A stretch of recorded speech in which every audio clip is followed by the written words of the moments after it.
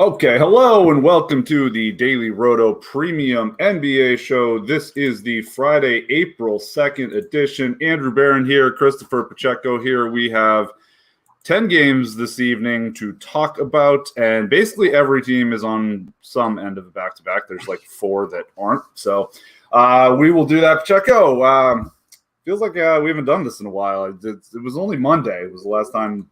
But, it's 4 days ago. It feels like it's been a week and a half. Lots happened since then. Yeah. Yeah, it certainly feels like it's been a couple weeks. But I guess that's what happens when baseball starts and basketball's going on and got a million things going on at the same time.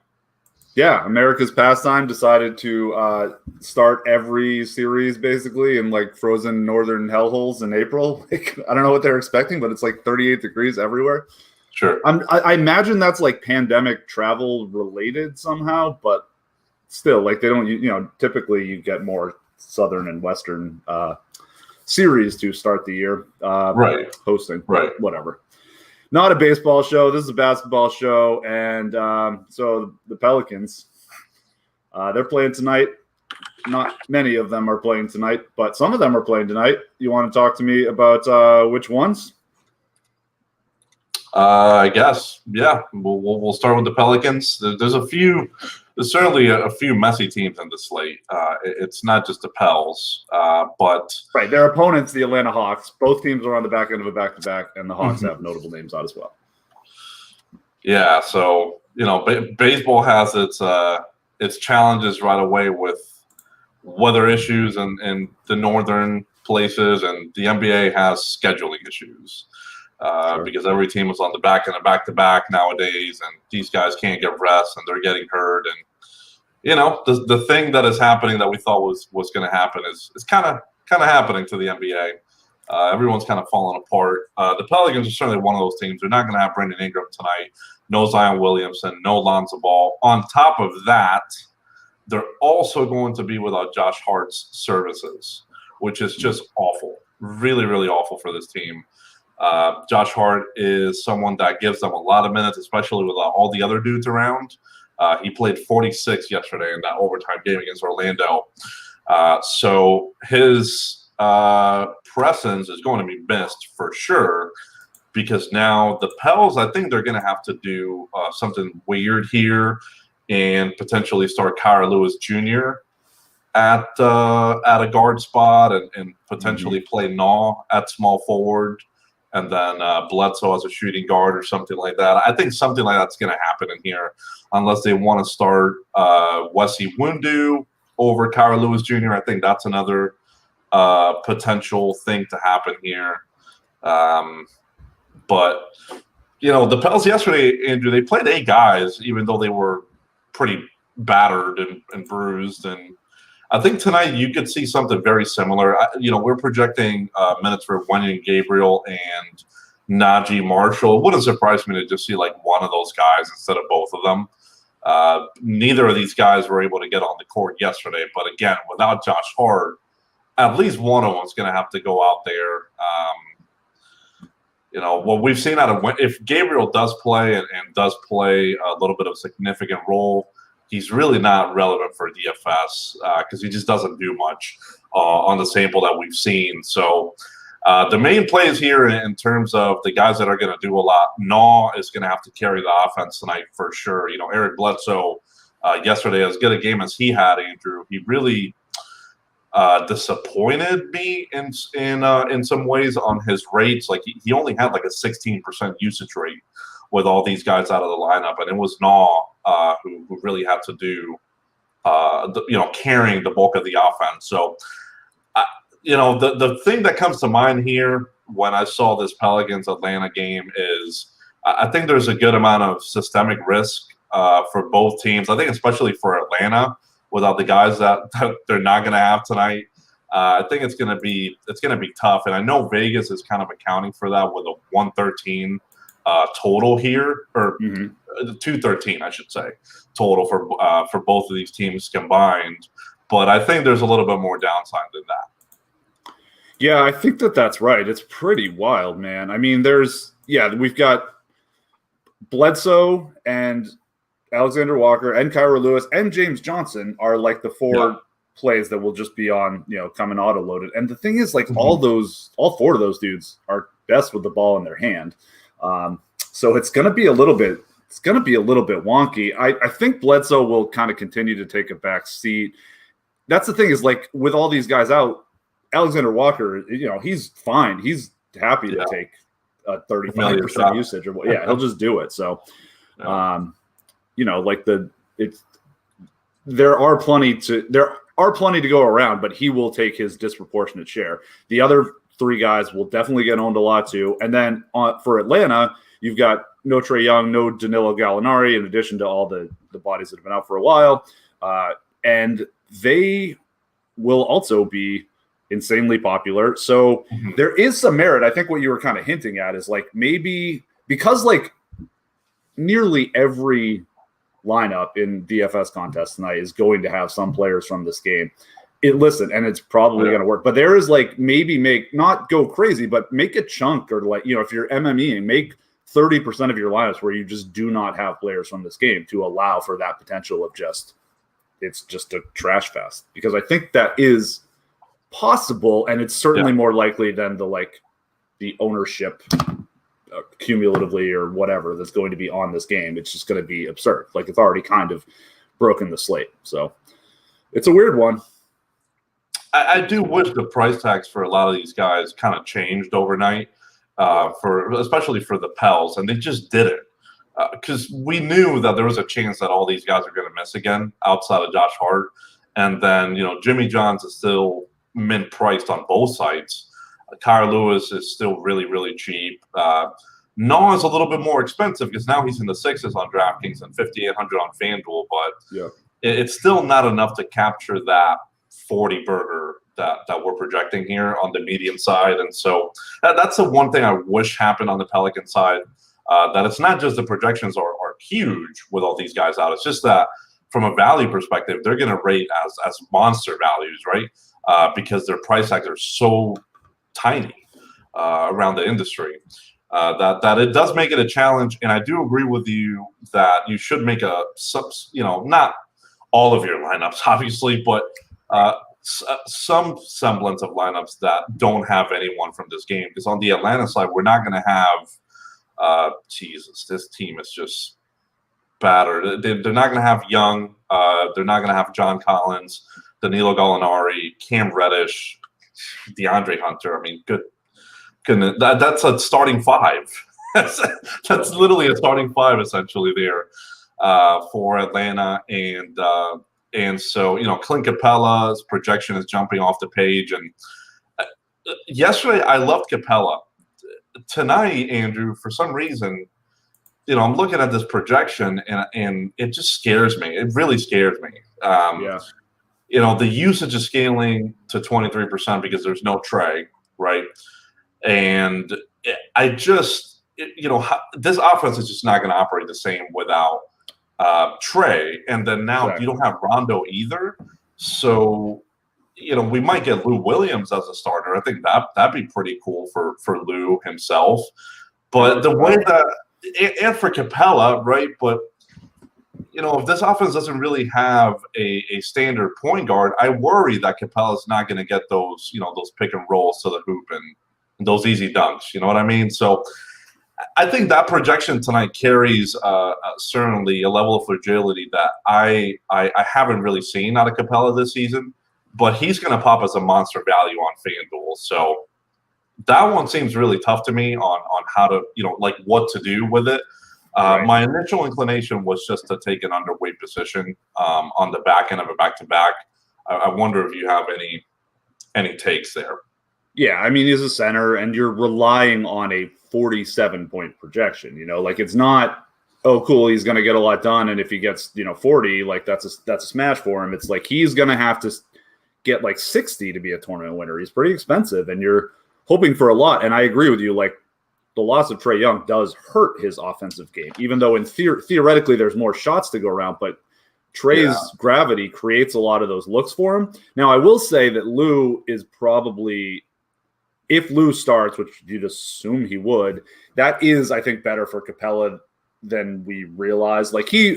Yeah. he and Harrell were a devastating pick and roll combo. And like Yes. Harrell's got a bit of a different offensive game than Capella. Like he's got a little more of a set of moves, and Capella is more of just a diver and a dunker. But Lou being out there will definitely, I think, help Capella. But I'm with you. Like there is a lot of fragility on Capella overall. And so if he's 30-40% just because people have the money to spend on him, it strikes me as a spot to go under. I mean, it's a 10-game slate, and you only, especially on FanDuel, you only get to play the one center. There's 20 centers, that are theoretically in play here. One of them's probably going to beat him, and if he's 35-40% owned, I think it's pretty easy to get under on that. And then there are just about the entire game too. We are saying even if the game does blow out, there are certainly scenarios where like some guys in this, just because they are so cheap, can pay off their tags anyway. But like Capella is one of those dudes that would get really hurt if the game gets out of hand. Yeah, I'm with you. Also, he seemed a little bit hurt yesterday on the overtime period. I was a little bit surprised that frankly they just threw him out there while he was a little bit hobbled, but he didn't even land on the injury report tonight and stuff. So I guess he's good to go, and it was more of a minor issue. But he would be. I can't imagine him, playing a blowout tonight. He'd be one of the first guys to get out of there. For Atlanta, they got Knight and Okongwu, the kid. They got centers that they want to take a look at that aren't getting playing time. So if it gets out of hand, absolutely, he's done. And the other thing that I'm a little bit concerned about is that they don't start Lou Will, because this is his second game essentially with this team, and they could go Herder Bogdanovich there at the guard spots. But they essentially wouldn't have a point guard, right? A real point guard on the floor, which I do think that would hurt Capella.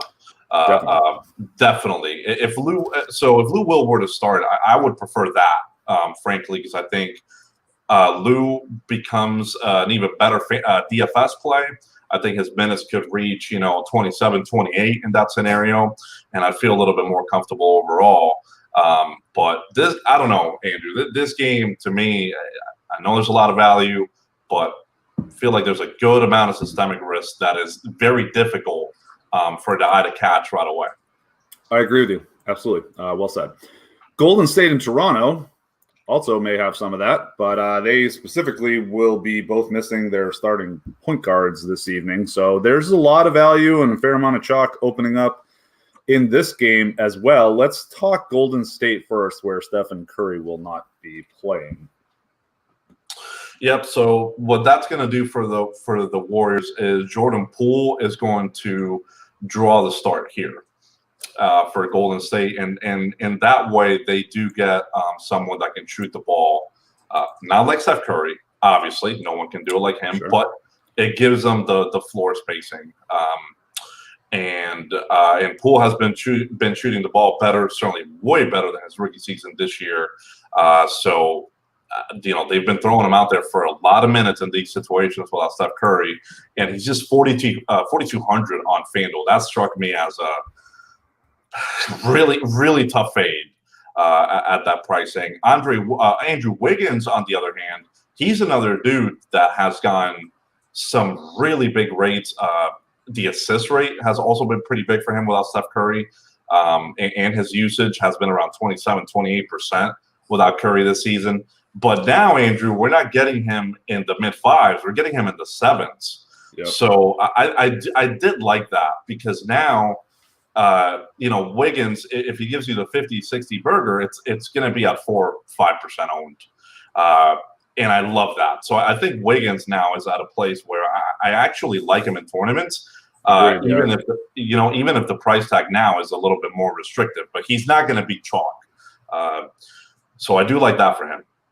Right, exactly. Yeah, if he was 5,500 again, like he was a couple weeks ago, we'd be talking about listen, Wiggins generally has a narrow range of outcomes, and he's probably going to get value but not go crazy. So you can go under him and try to skirt it out somewhere else. But he's shown the ability to go crazy a couple times.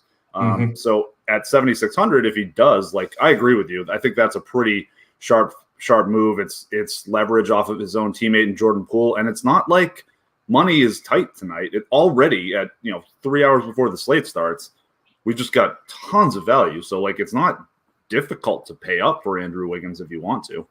Same thing with Draymond, who's like, you know, even a little cheaper. And I think he and Wiggins can correlate pretty well together because, you know, Draymond he's not going to score very many points, but he's going to get a lot of assists if he's got it going. And Wiggins is a pretty good cutter and moves around. And that's going to be, you know, if he's converting a potential assist from Draymond, that's good for both of them. So I think that is an interesting method to attack the Warriors as opposed to just going after the obvious Jordan Poole, who is good.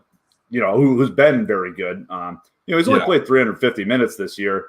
He has it's tough, man. Like he has 11. This is per cleaning of the glass, of course. He has 11. He played 1,156 minutes last year. Yep. With a 9th percentile efficiency, right? You know, 91.6 points per 100 shot attempts. Mm-hmm. That's dreadful. And then this year in 350 minutes, so about a third of as much time, he's got a 118.6. Like, I don't think he was probably as bad as he was last year, but he's not as good as he is this year either, right? The sample size that's 3 times larger probably deserves a little more weight. I mean, it's conceivable that he completely changed everything around, but I don't know.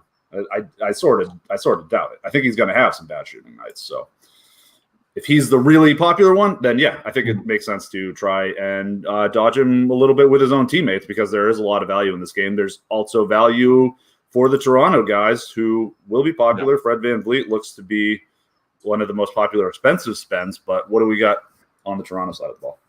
Well, also, I'm pretty surprised that Draymond's playing in this one. He was another guy that was like, he was holding his rib cage yesterday in pain, right?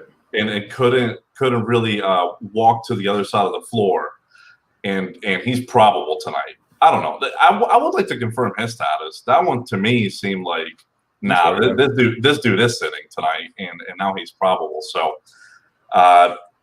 in general, man, I've been saying this about Draymond, with Draymond and no Steph Curry. It's not that interesting to me as a play.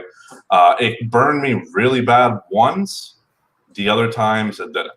So I'm just going to keep riding I'm just not very interested in Draymond tonight. And I do think Kelly Oubre is a little bit interesting as well. Not as good of a leverage play as someone like Andrew Wiggins, but does have a mid-tier price tag that is okay. Toronto, you mentioned no Kyle Lowry. That is a big change for Siakam, VanVleet. Anunoby has been playing back to his old days minutes to begin the season. He's been playing mid-30s pretty consistently here. Gary Trent Jr., the new acquisition for this team, been playing a million minutes as well. You have to like Siakam. You have to like VanVleet. I know Siakam didn't really get there last game. His usage was a bit compromised. I didn't like that, but without Lowry this season, it's been around 25, 26%. So I'm going to rely on the bigger sample rather than just the last game, and I think he makes for a quality play again. VanVleet, Andrew, I don't know what happened to his price tag on FanDuel. It's like it's not moving past 7,400. It like got stuck or something. Another terrific value. VanVleet is just one of those guys that for cash games, he does a little bit of everything, and without Lowry, he does a lot of usage and ball handling and stocks and all those things. So I think he's a really good play, but at his ownership, I mean, we're looking at nearly 50% ownership on FanDuel, if that's accurate. I mean, that is brutal because I realize that he's a really good play, but the ownership is just, it is an issue on a 10-game slate. 10 games. Yeah, it's pretty wacky. There is some just gross chalk happening. We have had a couple slates this year that the algo is just confused by. When there's this much value, there isn't a very large sample size. So when I feed a bunch of data into it for previous seasons, it's like this doesn't happen. Like this doesn't even happen during normal years. Like really much at all. Like maybe once or twice in April, but there is just not much precedent for. Okay, we're sitting everybody, and there's so much value on every team that like it just doesn't know what to do with the POs. So I'm having to scale it at kind of a funky rate. So some of the chalk, it's it's hard to tell, but sometimes Yeah. I think as the chalk is like, because it's it's mostly an exponential scale. So like when something becomes chalkier, it goes up a lot. And when it's out of the range of, or out of the scope of the model, then we can start getting into like, okay, it wants to say the guy's going to be 200% owned, but it can't. Right. But it's just like, it's hard to, sometimes it can be hard to trust at the extreme levels there. So that's worth noting. Sure. Yeah. I mean, Chris Boucher, $4,700 on FanDuel now. Doesn't look like he's going to get owned. He's center, which is part of it. That's part of why he won't get owned. So that's a little tougher. And the minutes have been bad lately, but I don't know. He at 4,700, that guy could pay that off pretty easily in 20 minutes. Yeah, man. We haven't seen it in a bit, So there's the game log watchers are terrified to click on that button, and it is cowards, as you mentioned. Cowards to a person. Yeah. Well, they're all going to do Siakam, especially Van Vliet. They're all going to do Van Vliet. They love that. And Anunoby has been playing a million minutes. That one seems easy to click on. Then you look at Boucher, it's like, there's no way I'm going to play a guy that has a 14-minute downside or whatever. But yeah, I kind of thought of this as a Boucher spot. I'm interested. I'm interested on both sides. Especially if you want to get off some of the Raptors chalk. I think that's a decent way to do it. I agree. And I mean, OG's another one that's pretty easy to get under on. He occasionally will have games, but he doesn't have a ton of offensive game. He's mostly a spot up guy. So there's not the massive upside for him. He's not going to score 50. Wait till he gets 9 stocks tonight. Yeah, I know. Jesus. That is worth noting with him. He is a guy that can, he's a very good defensive player, and that is what he's out there for. And so he can get a fair amount of stocks. His strength defensively is on ball and not in help, which is a little bit less stock creating generally. But yeah, exactly. No, the second I say that, he's going to get 9 stocks tonight. So good point. Man, good point. Is that the guy that's going to be guarding Andrew Wiggins? I mean, listen, I'm not your who's going to be guarding one-on-one tout, but goodness gracious, if that's it's a team effort. But yeah, he is the premier shutdown one-on-one guy in the league, and yeah, probably he'll be on Wiggins because Oubre is not. I'd still do Wiggins, man. He's going to take 30 shots, isn't he? Regardless. Yeah, exactly. It's Wiggins' projection and his price are not great. You need him to get hot, so it doesn't matter. It kind of doesn't matter. He's going to have to beat the defense anyway. So true. He's going to have to have his A game. It's not about what OG Anunoby does to him. So right. I'm with you there.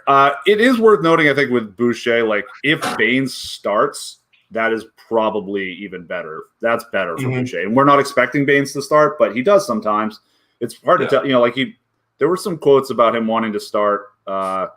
Nurse saying he wanted to start Baines against bigger dudes. He started him against OKC, I believe. And there's some merit to that. It's just, does James Wiseman matter enough to start Aaron Baines? I doubt it. But without Lowry, I do think that they're going to start Baines because they're going to go with Van Vliet, Siakam, Anunoby, Baines, and then Gary Trent Jr. So he should be starting tonight. No Rodney Hood, by the way, for Toronto tonight. Right. Good point. My bad. So yeah, then I like Chris Boucher even better. That was something I just wasn't paying attention. Great. Houston and Boston. These teams, what is their back-to-back situation? Are these actually both island games? I believe they are. That's wow. Gross. What, this game? Yeah. You didn't want me to go to this one next? Listen, I agree. It's kind of gross, but the big thing is that Wall is questionable, right? It is a big thing. So if he's out, then Kevin Porter Jr. becomes an absolute smash play, and he screws up the algos more. But he'll be popular. But is it possible this comes out late? What time is this game? It's in Boston, so nope. This is going to be this is going to be a 7:30. This one will be a 7:30. And listen, look, if Wall plays this, it's just tough. It's just tough for Kevin Porter. Even if he starts, we saw that his rates are just they're not there. They're not there in the way that we want them to be, right? So yeah, we'd rather him not start if Wall is playing. Yeah, frankly, I agree. It's just that he would take a hit on the minutes, but the rates would have to be Exactly. bigger. And so right now we're at 20% assist rate, and he's 6,500, and if we're projecting 32 minutes there. So if Wall plays, I can't click on the KPJ button. If Wall did play, say Wall did play. One of the interesting things I think on this slate, Andrew, is that some of these Houston's guys on DraftKings are just not going to get any ownership. Wall's not going to get owned, and Christian Wood's not going to get owned. These things are just not going to happen. Boston, if you have failed to watch Boston this season, let me summarize it for you. This team is not very good. This team is not very good. They added Fournier, but there's just not a whole lot there. I know Vegas is projecting a blowout here. Boston lost to Cleveland not too long ago. It's true. This doesn't bother me that much. Our minutes are going to be down because of what Vegas is saying, but say Wall is healthy and everything is good there, and you trusted that this was a competitive game, I think you can, project Wood for like 34 minutes, Wall for 34, and I think there's sneaky tournament plays in the slate. I think everyone's going to look at this game environment and say, yeah, it's 10 games. I want out of it. It's Houston. They've been a mess. And trust me, I understand all of those points. But I think that if Wall were to play, I'd be really interested in him and in Christian Wood in GPPs, simply because I don't think Boston's very good, and Houston's going to be able to hang around with them. If Wall doesn't play, Andrew, I still think it's Kevin Porter Jr. season, as you mentioned, going to be a massive little value here. And I don't think do you think it moves the line much, really? I mean, what is John Wall worth these days to the line? I can't imagine it's going to move it that much. So I'd be interested in Porter, Christian Wood. I'm trying to see if there's anyone else. On FanDuel, everyone else is priced appropriately on Houston. So it's probably just those two guys, right? Or unless you're seeing something that I'm not. Yeah, I think so. That's about it for me. Let's see. Sorry, I was looking up John Wall. I wanted to see his on-off stats, but go ahead. Sorry. Wood is also power forward eligible on FanDuel. Did you notice that? I thought he was center, but Kelly O is the one that got center, and then Christian Wood got power forward. So I'm interested, man. I'm interested. Absolutely. I agree with you. I think that they're definitely a play, and the Rockets have a 107.3 offensive rating with John Wall on the court this season. So no, I don't think that moves the needle at all. That's terrible. So I don't think that really matters. It's like he's a bit of a floor raiser, and I guess it's less likely that it just like blows out. But no, I don't think it will move the line very much, to answer your question. And I was talking about that on Monday. I think that because we hadn't seen Kelly O play for the Rockets yet, and I was thinking that they would actually play Kelly O and Wood together, and it looks like they're fine doing that. It's a good offensive fit. It's just like, yikes, defensively. So it is.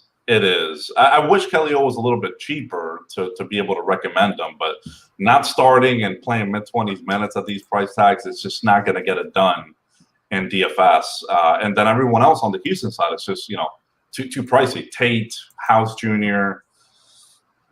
I can't really click on those guys. No, I think that's right. Let's see here. Fournier is 5,200 shooting guard on FanDuel. That's interesting because, like, shooting guard is a place to get weird. Just every single one of them basically is going to be positive leverage because Nickeil Alexander-Walker is going to be 114% owned or whatever. So it just free. Oh, and it's not. And Van Vliet are probably the two most popular players on the entire slate. So if you do anything different at shooting guard, power forward is like that too, because it's JJ and Giannis. Those, JJ and Giannis are coming pre-locked at power forward. Na and FVV are coming pre-locked at shooting guard. So like it's very easy to get a little funky there. Like just not playing one of those guys, and there's a lot of leverage to be gained at those two positions. So worth talking about. Yeah, Fournier is cheap. I don't know anyone on Boston. Like there's not a ton of plays here. Robert Williams is pretty expensive now. So you need him to do the 50 spot, but he can do projecting for 40, so he can definitely do it. Yeah. He can do it. He against this messy Houston team. My God, can he get it done on the stocks department? You have to have some level of interest there on both sides at this point. I know he's mid sixes, but there's still a little bit of room for that price tag to grow. Believe it or not. This late, I know Fournier is cheap, Andrew, but I'm a little bit concerned on the usage rate with the units that he's playing with. Like, his usage rate has been awful with Boston thus far, and I don't think it's going to be that bad moving forward. But I think he's also trying to figure out how to fit, if that makes sense, with this team. And so the price tag looks good on the surface. I'm just not that interested because I don't see a lot of upside beyond this right now. Smart 5,700 for stocks. I'm kind of in against this team, and he might draw the Kevin Porter Jr. assignment without Wall, and that might just be a turnover fest there. Yeah, potentially. Yeah. So and so is Wall, to be honest. So I do have some level of interest on Smart on FanDuel. JB and Tatum are pricey, and you need them to not be as pricey or for one of them to be out to seriously consider for tournaments. So not really on those plays for GPPs. Yeah, I'm with you. I'm not super interested in Boston.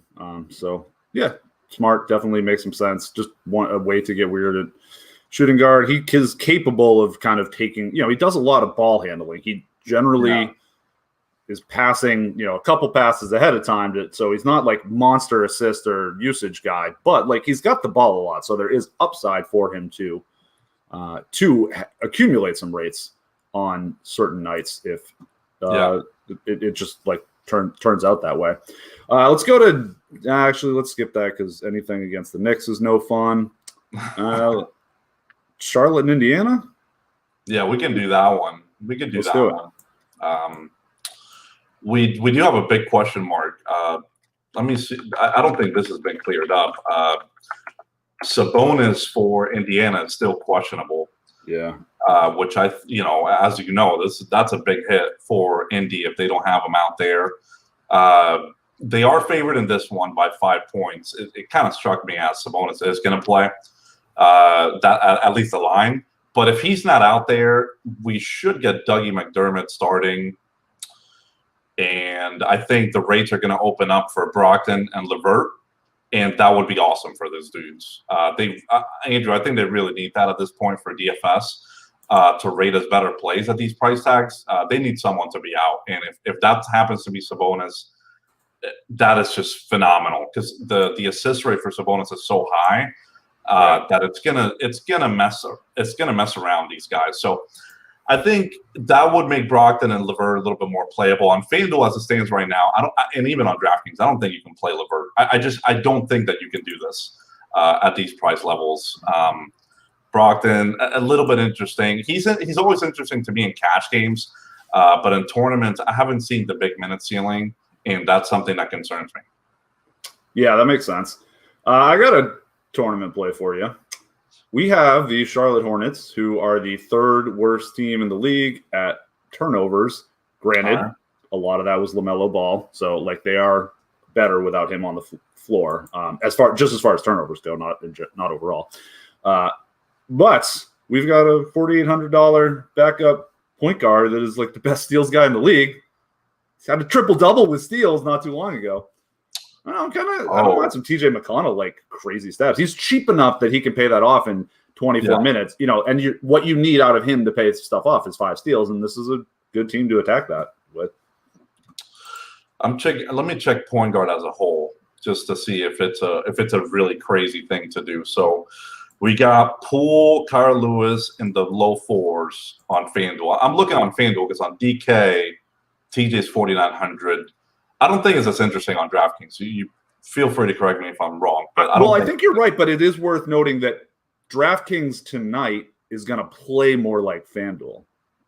Yeah, that's in terms of the pricing, is what you mean? In terms of the pricing? Yeah, just the pricing being looser, so you can make more dumb plays. You don't have to be as nitty. No, that's very true. So Poole, Kyle Lewis Jr. on the low 4s, Bledsoe in the low 5s, Morant in the high 6s. Those are the guys that are rating as like bananas values. I think you can do the McConnell thing for sure. I'd be comfortable. The best thing there too is like you could just do like 10%, and you'd be like, yeah, he's a 1%er, right? Like 2x the field there, right? Or even more. Sorry, because I just thought he was 1% owned. So I like that call. Yeah, it's just, I mean, it's wacky enough, and I mean, the guy legitimately, he has like a 3.2% steal rate. Like that's absurd. I know.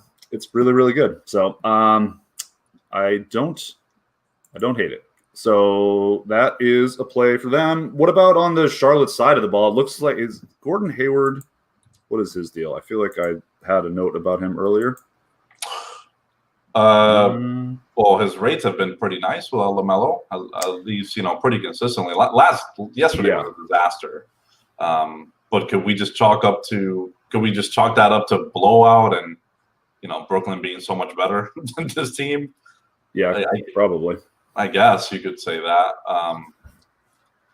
And Devontae Graham. And they also bleed threes. Like Charlotte is the second worst after New Orleans, or I forget. Charlotte might be the worst, and New Orleans is the second worst. I forget, but they are like far ahead of the pack as far as the worst teams at allowing wide open threes. And then like after them, it's all the teams that do it systematically, like Milwaukee and New York and Toronto. Like they're doing that on purpose. Like Charlotte and New Orleans don't want to be doing that. They just allow a million 3-pointers against, and you can't do that against Brooklyn. That seems really tough. Mm-hmm. I think, honestly, man, I think Charlotte might be a skip entirely for me on DraftKings. Pricing there is pretty tough on them. On FanDuel, Hayward's going to freaking $7K, man. He just can't get the price bump. And that's tough. PJ Washington's 5,200. The one thing that you can say here is, okay, second out of a back-to-back, I want no part of this.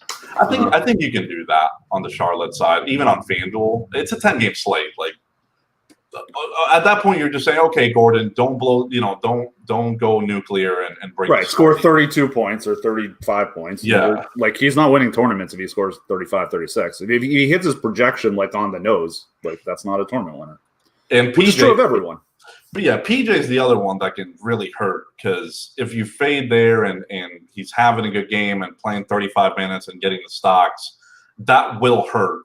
But he's going to be owned again. It's a really good price. It's a good price tag. But yeah, I like the PJ one more because like he would be more owned than this normally. But it's the Giannis and JJ thing on FanDuel. Like he's gonna, he's still 11% owned, which is significant, but like that price tag and that projection is normally a 20% owned guy. So it's just not because of the position competition. Yeah, that's a really good point because Jimmy Johnson is going to be like massive because of the misprice on FanDuel, right? So I think PJ, Isaiah Roby's another guy on the OKC side. Your boy Jaden McDaniels actually for Minnesota, 4,600. I think all those guys enter the conversation as pivots on FanDuel. No, I think that's right. Yeah, there's a lot of dudes. Roby did it on Monday. Were we talking about that? And I was like, I couldn't explain it, which is generally not my thing. I could not explain why I tended to like Isaiah Roby more. And it was like, oh, I lucked into a sick call. But yeah, he worked, and they didn't have a bunch of dudes that night. Tonight they're gonna have Poku, but I think Roby can still work. 5,500 on FanDuel. Look, I'd rather do this than play Draymond, who I told you I was out on. Yep, I think that's fair. Let's talk about that game because it is a little bit tricky. OKC is playing Phoenix, who are like the least fun team to play against because they play slow and are a good defense. The Knicks are the worst, the worst because they play slow and have a okay defense that is historically lucky with opponent 3-point shooting percentage. But Phoenix is a really good defense, and then they play slow, so that's tough. But there's OKC is not playing any good players tonight, so No. They've gotten price bumps, so it's not like the Pelicans where it's like, oh, cool, all these guys are 3, 4, 5K, and I can just start jamming them. Roby's up to 5,500. I don't know. It's interesting to me. I think Poku is still a pretty cheap one, and like we've seen some ceiling there. He's not a good shooter probably, but like he is mercurial. Like he can get on a hot streak. So I wouldn't mind some shots there just because he's another guy. He should be like 1-2% owned. So yeah, that seems reasonable to me. But anything you like with OKC? Dude, this one's tough because there's so many guys out for OKC. Let me just list them. SGA Horford, who's out for the season, essentially, with OKC. I don't know if he's going to get bought out or what, if he wants to play basketball, but he's not going to do it. He's got OKC. Another $28 million on his due to him next year. So probably not. He's not getting bought out, yeah. Yeah, so we also don't have Lou Dort, Basley, and then the new one is Ty Jerome. Who was playing minutes in the 20s for this team at the guard spot. And so that is going to make V pop a little bit more for sure. Kenrich Williams has been playing a little bit more as well. And then they're going to play this like big lineup with Poku and Roby and Moses Brown out there. It's a weird fit for the NBA that we know nowadays. And they're probably going to get blown out is the other thing. The good thing for these OKC guys, Andrew, is that they just play 9, 10 guys no matter what. They could be losing by 50 and they'll still play their 9. So and someone's going to have to score. Someone's going to have to do it for this team. So I did have some level of interest on Svi on FanDuel. He's 3,700 over there. That one struck to me as a really nice one. 5,200 on DraftKings. Okay, now you need him to do the thing. And I'm not as comfortable over there. But on FanDuel, I'm interested. Moses Brown is the other that at 7,200. It seems like people just forgot about the guy. And he has a little bit of Clint Capella in him. Do you not see that on Moses Brown? He strikes me as a Capella, like lanky, tall, will rebound the ball a bunch, can get stocks, and not a ton of offensive game in a back. Like he needs other players to. So that is one thing that is worth noting. I think he will be much more effective with SGA, who has turned into an amazing pick and roll player. But Maladon isn't quite that guy. No, he's not that guy. So, and the other thing with Moses is the price tag growth. He's in the 7s now, but I would do that relative to the upside that I've seen already. I would do it. Call me a psycho, but I think that play is a good one in tournaments. It's a matchup against DeAndre, and it's a boring game. It's a really boring matchup. Is the thing, but centers are. We've talked about this a lot. Centers are and big guys are the ones that are least affected by slower games. So that they can still do their stuff. If shots are missing and it's going slow, like that's actually okay for them because they're getting rebounds and stocks and all that kind of stuff. That's where they get their huge ceilings from. I think on DraftKings, the only one that I'm interested on is Moses Brown. I don't have any interest on anyone else, frankly, on the OKC side. It's on FanDuel where I think you can do a lot of things, right, and be different tonight on a site that is always just pricing dudes cheap. So Brown, Roby, I think Svi you can play, and then Poku. I also think you can click on for like 5, 10, 5, 8%, probably not 10, but 5, maybe a 5%er. I think that could be okay. Yeah, he's not crazy to play. There's a couple dudes. I'm with you. Phoenix all looks to be pretty low owned. Does that entice you at all? No. Oh, sorry. Chris Paul is not low owned, but I noticed Devin. Oh, right. Devin Booker is a shooting guard. So, like, by virtue of the position, he has positive leverage just because his name is not Nickeil Alexander-Walker or Fred VanVleet. Yeah, man. I don't know. This has burned me a couple times, by the way. Me being out on these dudes, on Paul and Booker, it's burned me a couple times, but it's been unlucky a little bit. Your thesis was correct, where it was like, listen, Chris Paul's not scoring 55, and it's like he didn't, but there were a couple where he scored like 42, and just due to attrition, like he ended up being a tournament winner. It's also like we talk about this a fair amount too. This is a sort of bad cycle, like there's like the virtue cycle. What would be the like badness cycle? Wow, that's great. Good use of words.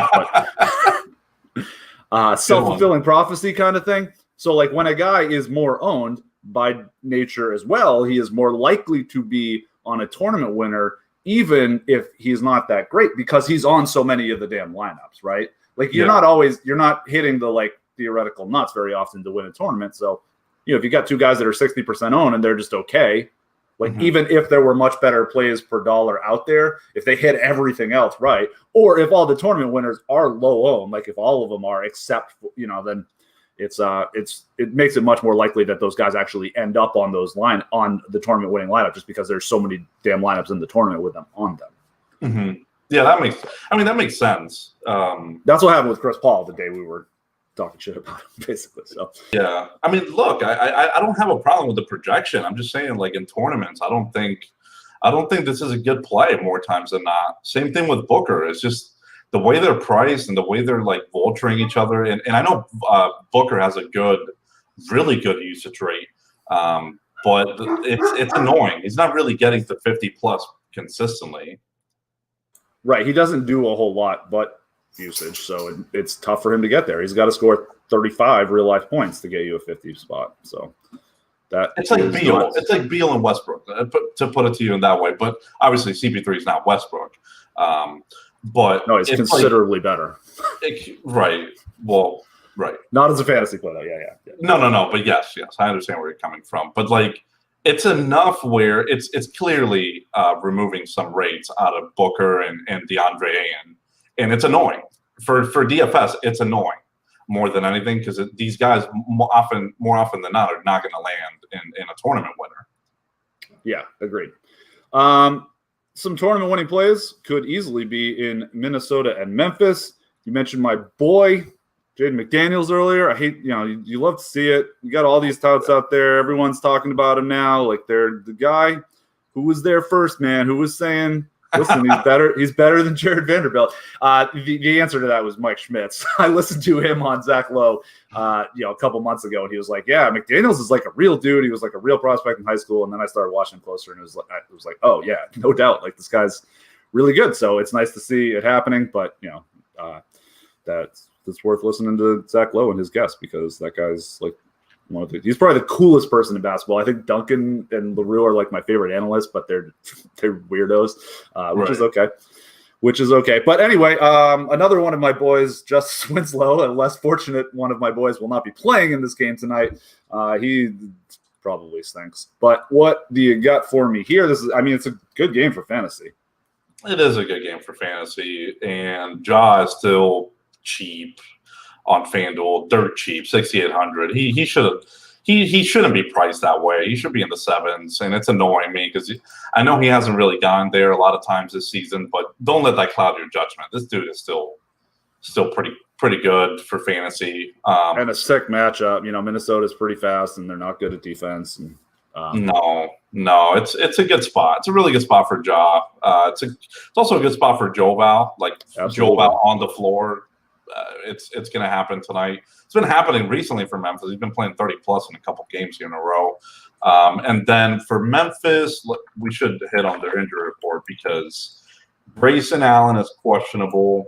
They don't have Justice Winslow, as you mentioned. So we'll see about Grayson. It's not going to end up being anything too relevant for DFS, in my opinion. Like if he doesn't start or play tonight, it might just be Desmond Bane coming into the lineup. And I know he's shooting guard, and I know he's really cheap and stuff, but he's actually 3,600 on FanDuel. So for him, it's like if he's shooting well from three, he'll do good things.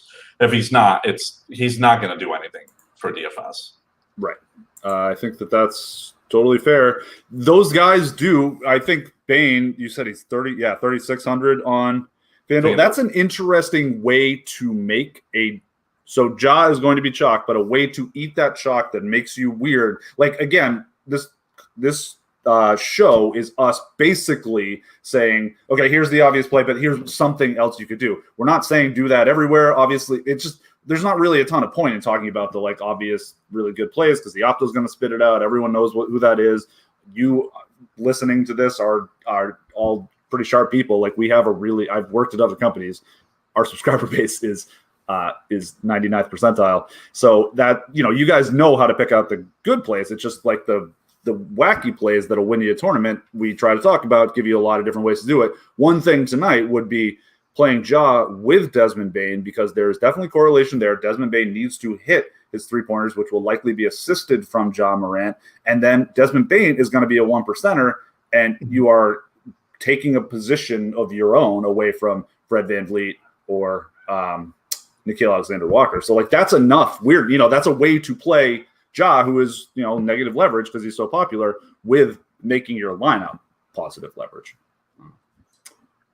You don't have to do much more. You don't have to do, you do 1 or 2, maybe 3, depending on the size of the contest, wacky things per lineup.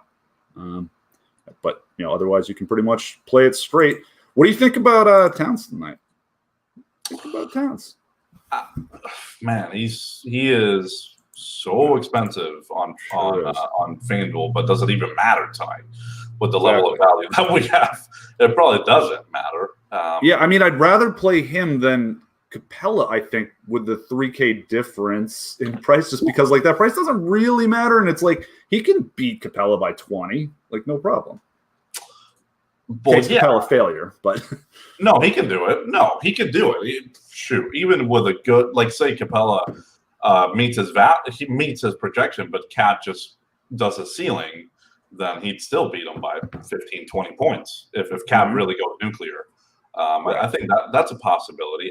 I'm interested in Cat. He's been playing way more minutes than when he got back from COVID. Now he's really playing mid to high 30s routinely. Good rates. I know Malik Beasley's around, but I think that is affecting Mr. Anthony Edwards more than Cat. And then Edwards is just too expensive. As much as I love the guy, too expensive. And then Beasley, I think, is still okay. 5,600. I'd still do that on FanDuel. 6,100 on DraftKings. It's okay. I guess I'd do it in MME. But it's really your boy McDaniels on FanDuel. 4,600. That really struck me as a guy that's been playing a bunch of minutes lately. Doesn't have a lot of offensive game to him, but can do very little. Can do the stock thing some, and can get you there. He can really get you there at 4,600. So. I know there's a lot of good value, power forward, especially cheap value, but I am in on his ceiling is considerably higher than James Johnson's, and it's again he's picking up some ownership, but he would be significantly more popular if it wasn't okay, there's so much value that you can just play Giannis easily, and the other power forward spot is one of those sources of value, so people are going to play those two guys. So McDaniels would be picking up more ownership were it not for that. So I kind of like him.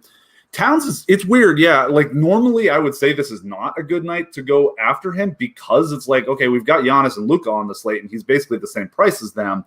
It's really hard for he's highly unlikely to beat those dudes straight up on a given night. But is Giannis hurt a little bit? Luka's playing against New York, which is not the most, it's certainly not a very salubrious fantasy matchup. And, so he has a few more outs, and also you can probably play all 3 of them because there's so much goddamn value, at least on FanDuel. And I don't know, maybe you can on DraftKings too. But there's options to play a lot of expensive guys tonight. So it makes Towns normally I would say he's blocking himself out, but I kind of don't hate the play tonight just because of those contextual factors I mentioned. So we shall see. Jimmy Johnson has a higher ceiling than McDaniels tonight. In this context, would you agree with that? In this context, well, right now, I don't know. I would say that 80% of the time Jimmy John's is beating McDaniels. His median is significantly higher, right? So his middle is here, and he's got this range of outcomes like this, versus McDaniel's middle is down here. But he's got a range of outcomes like this, it's off the screen. So I think that his ceiling, is probably at least as high, if not higher, than Jimmy John's. But he's old. Jimmy John's is, he's not old, but he's been around a while. Yeah. He really has. Let's check that out. We're gonna find out he's 27. That always happens. But I know it's always a thing. Marcus Smart is 26. I was looking at that the other day. That is mind-boggling. Yeah, it feels like he's 32. Yeah, okay, James Johnson's 34. No, he's legit old. He's 1 foot in the grade. He's dust. It's like LaMarcus Aldridge's age. Get him out of here. Play McDaniels. It's more fun. No, I mean, obviously, I'm not playing like 50% Jaden McDaniels, but I like him. You know, if I was a single entry, I would rather play McDaniels than Jimmy Johnson. That's maybe one of the places I would go weird. Yeah. But again, like I struggle with single entry sometimes because my brain is so hell-bent on probabilities and ranges of outcomes and like thinking about it on the whole now that like when I do, you know, I do it sometimes when I'm on alerts because I'm like, I want to have something to sweat. So I'll like make one lineup and it's like so galaxy brain. I play like 6, you know, cool pivots. And it's like, yeah, don't do that, obviously. But, you know, and in MME, I'm better at that because I'm playing with projections, but I'm going to have, you know, 1 or 2 weird things in every lineup. But yeah, when I make single entry, it's like, Jesus, who made this? And it's embarrassing. So whatever. Dude, by the way, Dude of Life on our chat was mentioning that, that he said, I feel like double OT has to affect Clint some, talking about Capella. And that's one of the things that we were talking about earlier on the show, that as big of a projection as this is, and it makes so much sense, but the level of fragility to it tonight, it is at a different level altogether. No, he doesn't have his natural point guard there, his regular point guard. We don't know if Lou Will is going to start. They might just not have a standard point guard, is what we were mentioning earlier on the show. And so very fragile. Very fragile. Yeah. That's what I would say about Mr. Capella tonight. Agreed. Run CNC, good question. Hey, guys, great stream as usual. Thank you. Great question as usual. Say great stream, and you're definitely getting your question asked. Answered. I missed a portion, and it didn't know if you covered how many Pels is too many. I was thinking at least 3 for DK. I wouldn't play more than 2, but I'm a crazy person, and I'm trying to. Like, it's very likely, or, you know, it's like conceivable that it works, but I think that's a pretty easy way to, like, you know, get a little strange. And there's really only the 4 of them that are in play kind of anyway. You know what I mean? there's really 4. I mean, are you clicking on Steven Adams tonight? Second out of a back-to-back. He's 50. Okay, so not on. Well, actually on FanDuel he's 5K. My goodness, but 5,200 on DraftKings. That's where Conrad is asking about, right? It's DK.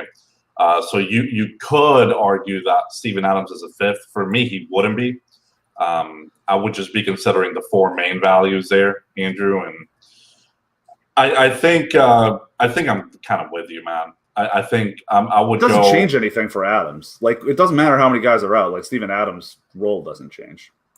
No, but the price tag is not bad at all. No, it's not.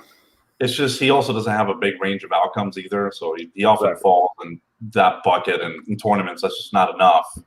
I would be comfortable with 2 in tournaments, and then just hope that the game doesn't go the way that it's projected to be, and maybe it's a little bit messier. But the 2 guys that I rostered they're the ones that take down the tournaments. I wouldn't do 3. 3 everyone's gonna do.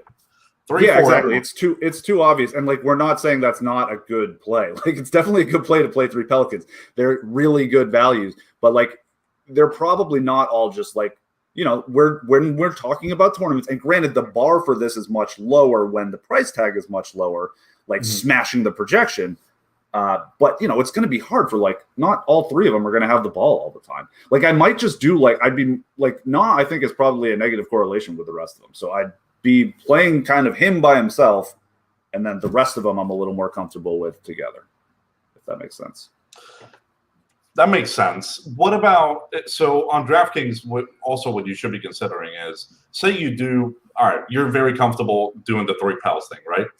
So let's just say the 3 that you're most likely going to have are Naw, James Johnson, and Kara Lewis Jr. Yeah. Then, okay, so you're doing 3 Pels. A lot of people are going to do that. Don't do what? Don't play a lot of Hawks in that scenario. Well, Hawks are probably pretty well correlated in that scenario because you've got a tight game, and I just don't see this Pelicans where these guys don't even know each other really, like, playing a super friendly, optimal basketball where everyone's sharing it. I think someone's going to take the game over. It's probably not. Okay, so if you're doing three Pelicans, what you're saying is it's really well correlated, so you should have some Hawks coming back, and then now you're just literally playing like everyone. I mean, which is why we're being like, okay, just don't play the game in some lineups, because that's the real weird thing, and you just destroy so many teams if something bad happens. It's not likely. I mean, this is like, but I think it's reasonable to do in a couple lineups, because it's just like, every lineup, everyone's doing something weird, like even the really sharp, like the guys that do what we're talking about, the like monster players that you see, the brothers and all of those kind of guys, like they do stuff like that where they're going to have one or two wacky plays in almost every lineup. But even they are going to have a couple of the guys from this team. So, like, if you just play no one in this game and you just play the straight chalk, like a freaking cash lineup with just this game X'd out, that's probably weird enough to get you really high up. So it's just the easy, it's Occam's razor. It's just, this is the easiest path to being a little bit weird, because so many teams are going to have all these guys on it. Listen, it's not likely to work out, but again, like, you're not likely to win money on a given DFS slate. So like, you're trying to win a lot of it when you do. Yeah, I mean, look, the chalk this season, there's been stretches where it just can't miss, right? It's like you can't fade it. This one tonight, just understand the context. Second out of back-to-back, both teams are missing a million dudes, which, of course, it's going to lead to a lot of value, but all right, but what if it's a blowout now? Because Atlanta's really tired and they're having to travel, and New Orleans just played last night in an overtime game themselves, and now they don't have another dude on top of that. Like, there's no way to – even Vegas can't really do it, right, accurately. There's no way to accurately project what's going to happen here. And as much as I hate it, I think you're right. If you're doing three Pels, then how are you not running Hawks? Even though I selfishly wouldn't want to and would want it to still work out, that's probably not the way that it would go if three Pels do really well. Right, because it's not like you're bringing it back. It's not like you're playing a team against the Bucks and bringing it back with Giannis or whatever, right, where he still has to pay it off. Just the Hawks, by sheer attrition, they are so cheap and there's so many values there that, like, they're going to pay off their tax pretty easily if the game stays close. So. We're going to look so silly, right? We're just going to look so silly in a couple hours. It's a binary thing. It's like you either play this game or you don't. I just think it's more like that, where it's like, okay, cool, I got 3-4 guys in this game, or I'm like kind of skipping it. And listen, some one-offs here and there are all right. I like not a lot as a one-off. I think he makes the most sense. But when you play 4 guys from this game, like, then you have to make like dumb decisions elsewhere, or you can just make the dumb decision being not playing this game, right? That's all we're saying. Like, you have to make 1 or 2 decisions that feels dumb in your lineup if you're MMEing like a big ass contest. That's how you win, because something dumb is going to happen. Like, it's not all the chalk is going to go nuts, and there are going to be a 1 or 2% owned guy that goes apeshit tonight, and like we're trying to find out the way to do it. So I'm selfishly hoping, by the way, as a last note on this game, that Lou Will comes off the bench. And people just aren't into that, because I don't know. It's going to be really tough for our algo to really recognize because of all the values you mentioned, Andrew. But that one to me looks kind of sneaky if he doesn't start, right? In terms of, he can still come in there. He can still close. He can still play 27, 28 minutes. Yeah, exactly. No, I think he will. He almost definitely will close, even regardless of whether or not he starts, just because they need his offense.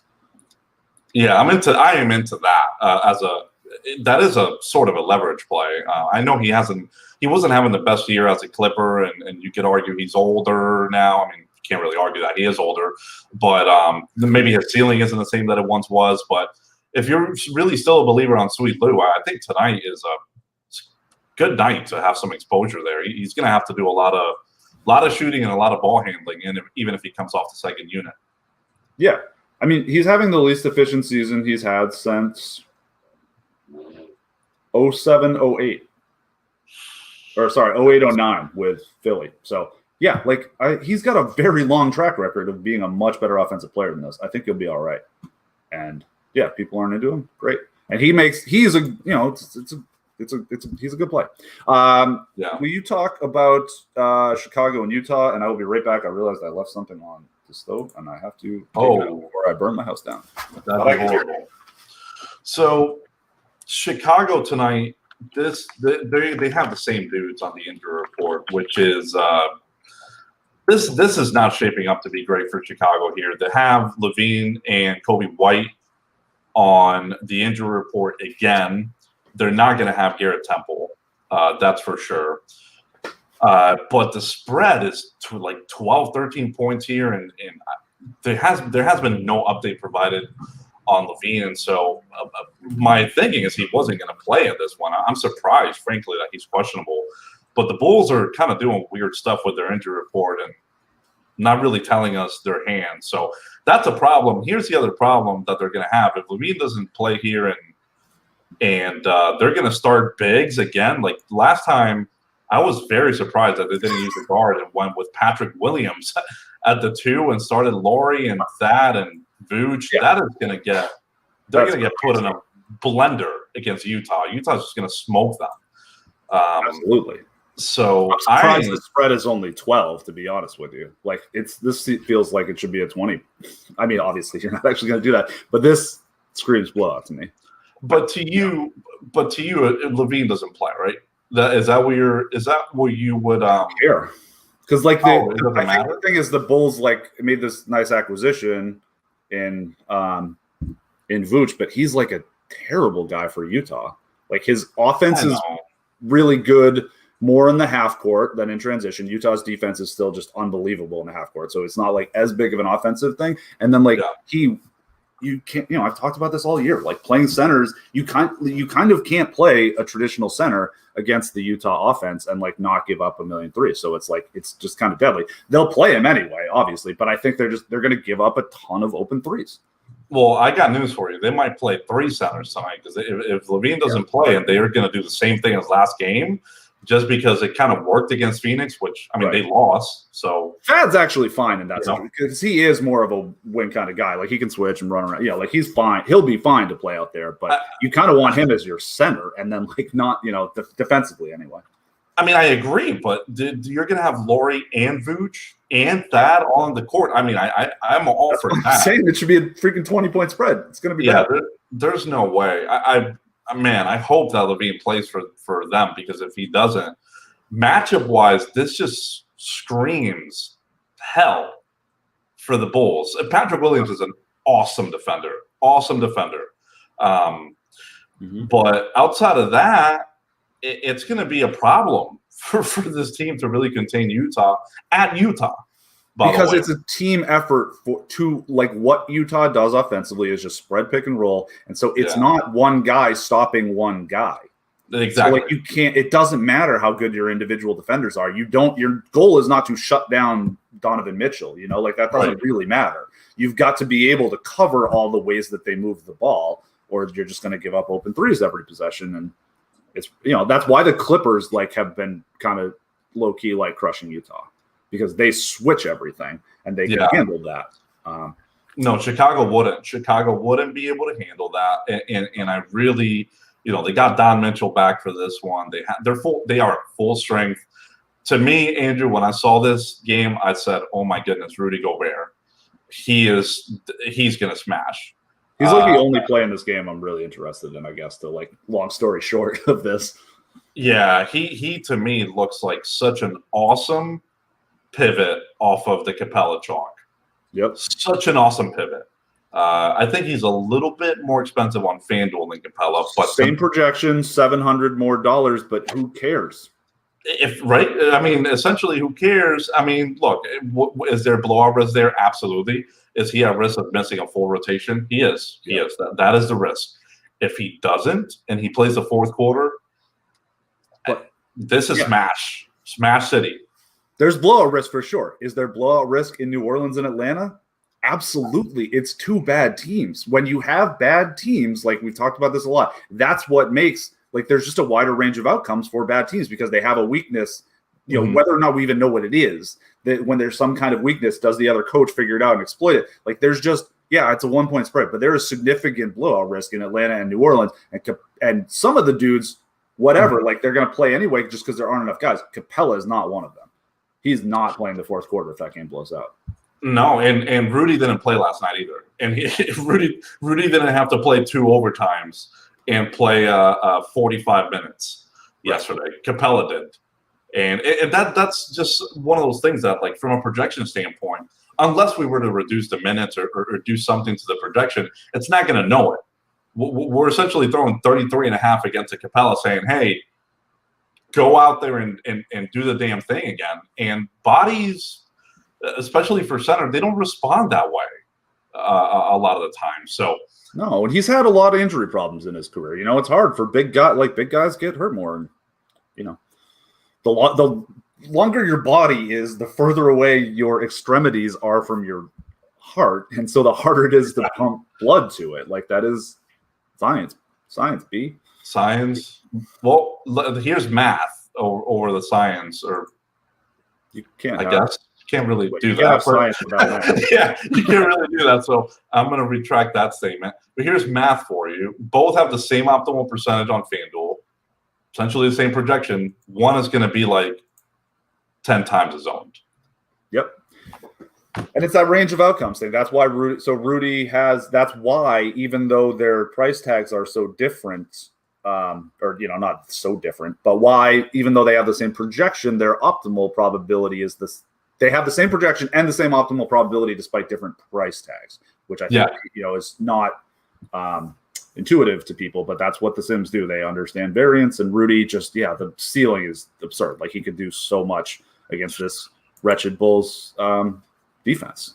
So it's a great matchup for him. I'm very concerned about blowout, but I like some Rudy Gobert. Why not? He's cheap. I mean, he's not crazy owned. So right, he is the play in this game for me. Milwaukee and Portland.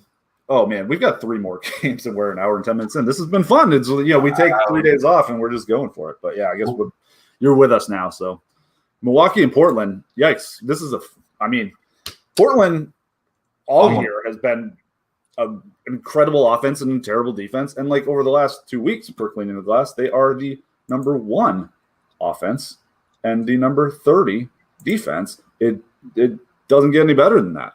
You love that. You love to see that. You absolutely love to see that. Is there something wrong with Giannis physically? I'm not a team doctor, so you can't ask me because I have no idea. He's not on the injury report. True, yeah, you're just a rates doctor. I'm just a guy. I'm just literally another Joe Schmo.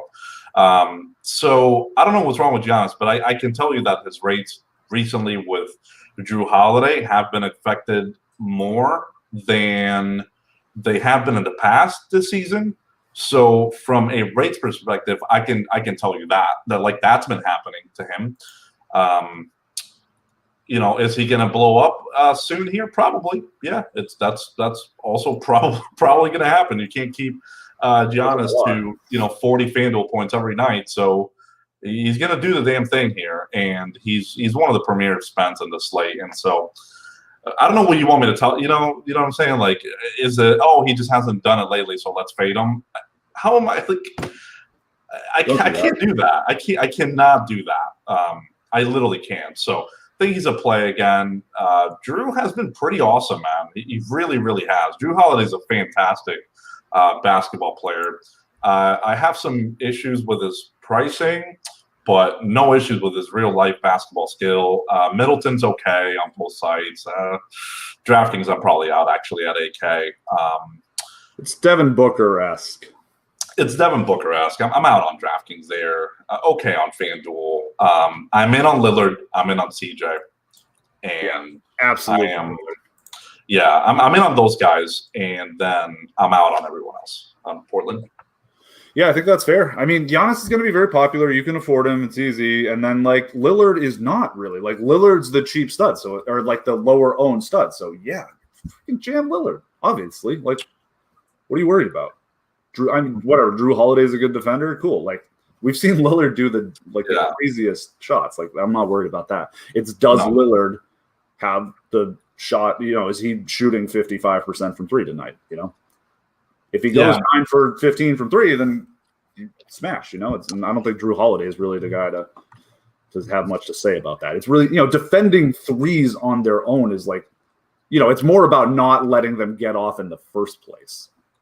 If that makes sense. It's more about the frequency of threes that are allowed as opposed to like, a defender actually like, it's a contest is helpful. It's harder, but it's not like it's changing anything. And Dame Lillard, I'm not worried about a contest. No, me neither. And he has had some pretty awesome efficiency with CJ in there. It just helps. It helps so much to have CJ out there for him. So the price tag's coming down a little bit. I'm into that, and I am certainly into CJ at his price tags. We've seen him being able to carry this offense even with Lillard in there. So love it for DFS. Totally. And I probably wouldn't play them together, although their prices are like kind of getting to like where you could. I don't think I would though. But yeah, and CJ is also, he's 6-7% owned on FanDuel, and he's a shooting guard. So like any shooting guard that is good, like they're all good leverage because they're not on Fred VanVleet. Like CJ versus Fred VanVleet, like straight up points, right? What is that? What kind of odds would you put that at? Or like, what's the probability that Fred VanVleet outscores CJ? Like 60-40, something like that? Man, in terms of fantasy points, right? Is what you're talking about? Yep. Jesus, yeah. Is it even? Is it more like 55, 45? Yeah, probably. It's probably lower than that. I'm just spitballing, but even if it's 65-35, you've got CJ at 6% on Fred VanVleet in the 50s. Like that is an easy pivot. That is a very plus EV bet. Don't do that in every lineup. Don't lock. This is not lock button CJ, but it's like, come on. That's the sharper, higher expected value tournament play. Yeah. I'm with you on that one. You don't have to go as crazy as what you're saying on every lineup, and you don't have to make that decision everywhere, but agree as a 1v1 pivot. Very easy. CJ's absolutely one of the ways to get a little weird in tournaments that you should be considering tonight. And you can play him with Fred VanVleet for all I care. Then you need some Pelicans failure, or you play him with Fred VanVleet, not and the other Pelicans, and hope that Nah doesn't have a 48% usage tonight, and the other guys are the ones getting it done. Okay, Lakers and Kings. Fletch. I don't know. We got Drummer's going to be out for a while. Wes Matthews is questionable. Whiteside's questionable. Other than that, the injury reports are clean. Yeah, good. This struck me as a Harold spot for sure, as we had mentioned in the last matchup that these two teams had, and they don't have Drummond. They do have Gasol, so whatever, make that what you will. But I think this is a Harold spot. He's not going to start, but it's a good one for him. It's also like I'm into some Schroeder. I'm into some Kyle Kuzma. Kuzma, 7,200 on FanDuel. His rates have been pretty darn awesome with LeBron out there and AD. So you got to love some of that. Schroeder's up to 8K on FanDuel. That is the problem. Okay. Now I was trying to figure out why his value was so low, but that makes sense. He's 8K. But on DraftKings, he's 7,100. I'm into some Schroeder in this matchup against Sacramento. He's the other one, right? That from a race perspective, just blowing through the roof on assist rate specifically. Yeah, it's true. It's true. He's been really good. De'Aaron Fox, I'm sure he's been very expensive lately. I imagine that is continuing this evening. Oh, yeah. It's tough. Because it's not like I don't really like him as far as competing with like Luka. That's a big ask. And Dame. I know.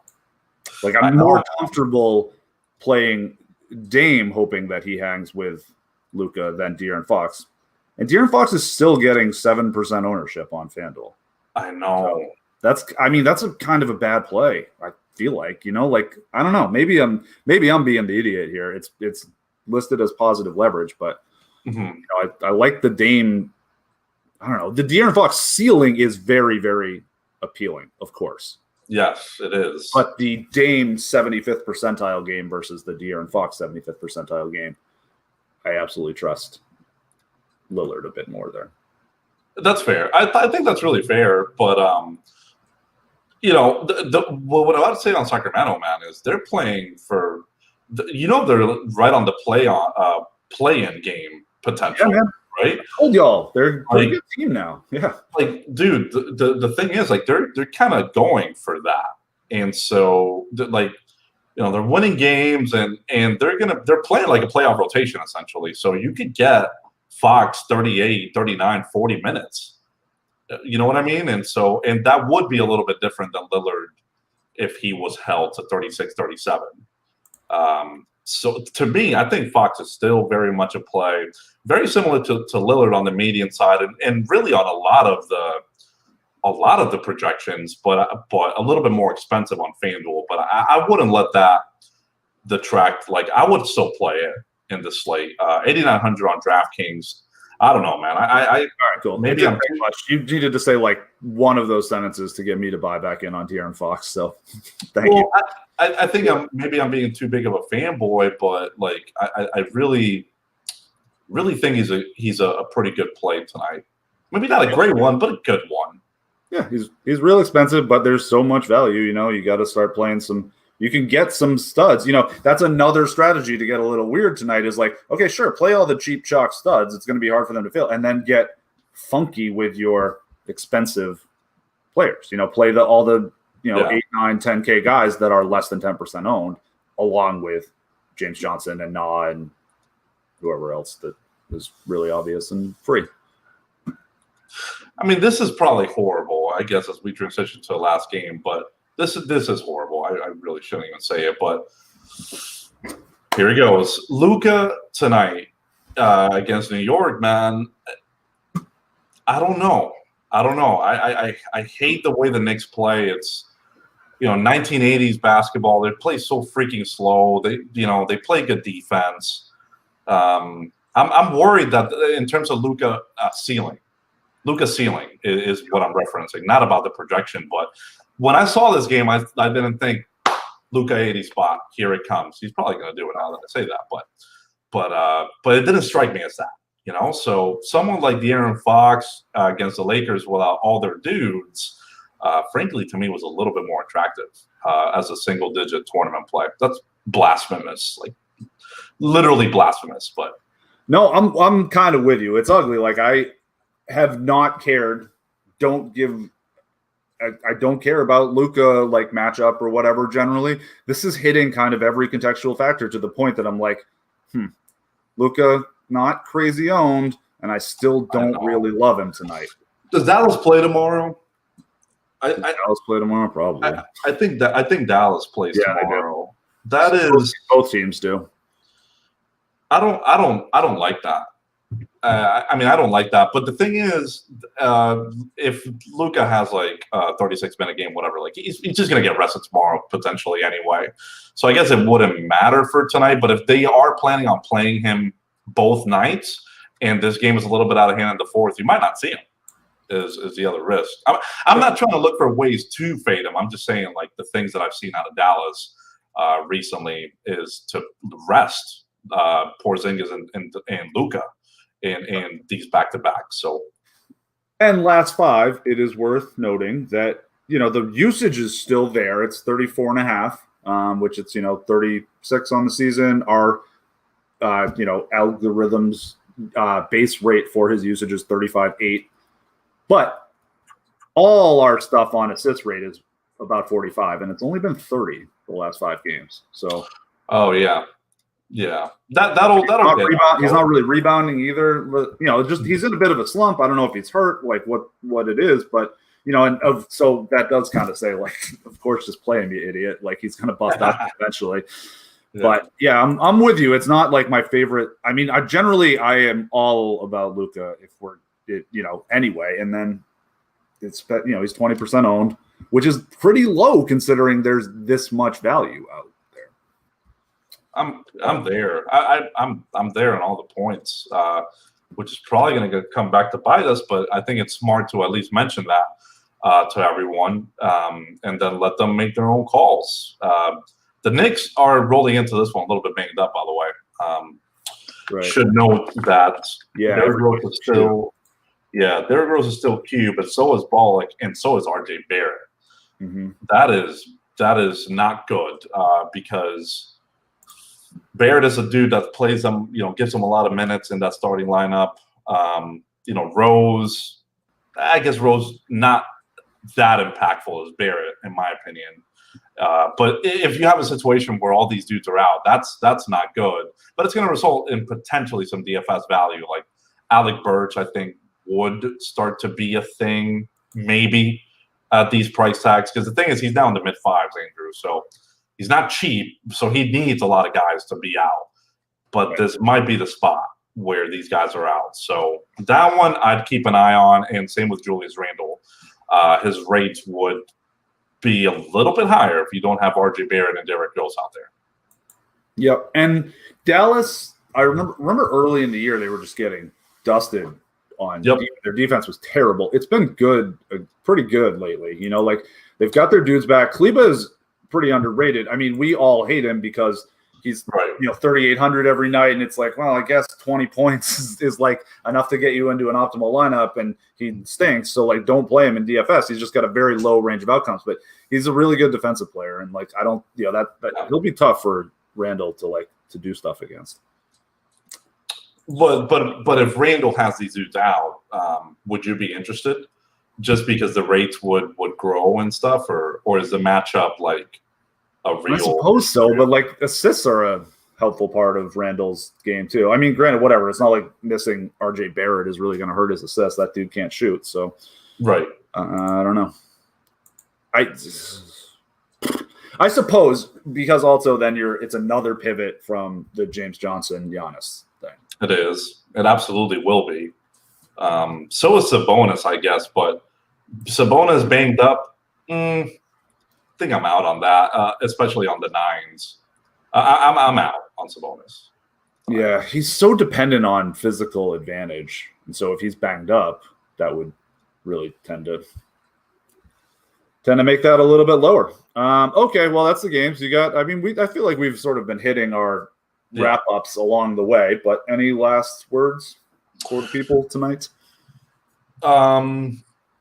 No, as you mentioned, we have been going through it, so I gave most of my thoughts there, if not all of them.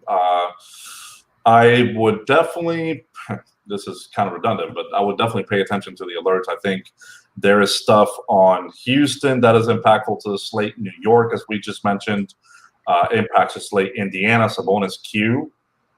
Chicago, I don't think so. Unless they start one of these guards, like Troy Brown or something, maybe that'd be a little bit interesting. Outside of that, it's not going to matter much whether Levine misses this game or not. Looking for more news. We're going to need a Pelican starting lineup as well, and that should do it. But there's enough. I mean, there's enough in this slate in terms of news that you should be definitely paying attention to alerts tonight. Agreed. That makes sense. There's a lot of games. It's going to be a wild one. We got it all. We got it all. All right. Well, that was nice talking to you again, man. I will. Yeah, we'll figure out the schedule. That doesn't matter now. But we will be back on Monday. I hope everyone crushes tonight, makes some good decisions, or not as many bad ones, and we have a good one out there. We'll be back on Monday, and we'll see you then.